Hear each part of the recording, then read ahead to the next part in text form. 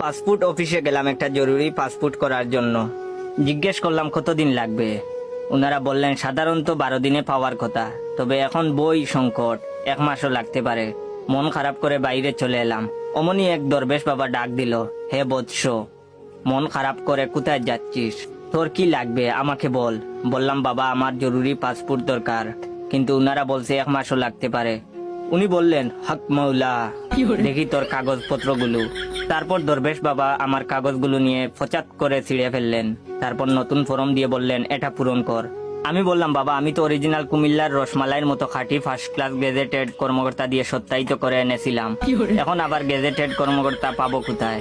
বাবা বললেন আমার চেয়ে বড় কর্মকর্তা আর কে আছে রে এই জগতে, তুই পূরণ কর। সত্যায়িত আমি করব। ফর্ম পূরণ করে বাবার হাতে দিলাম। বাবা বললেন হাদিয়া দিয়ে ছবি তুলে তুই জাগা, ঠিক 4 দিন পর তোকে স্বপ্নে কল দেব, এসে বই নিয়ে যাবি।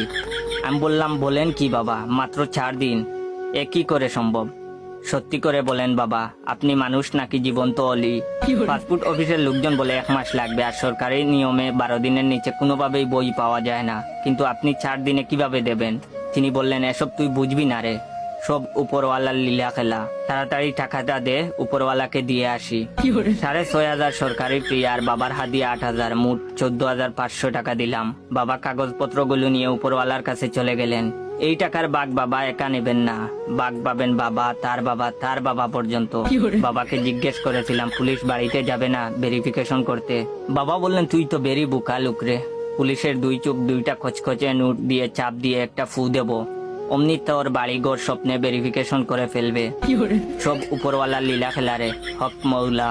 ঠিক 4 ওয়ার্কিং ডে এরপর আজকে বাবা কল দিলেন, আয় বৎস পাসপোর্ট নিয়ে যা। আজকে 9 অক্টোবর, অথচ ডেলিভারি স্লিপে লেখা ডেলিভারি ডেট 15 অক্টোবর 2023।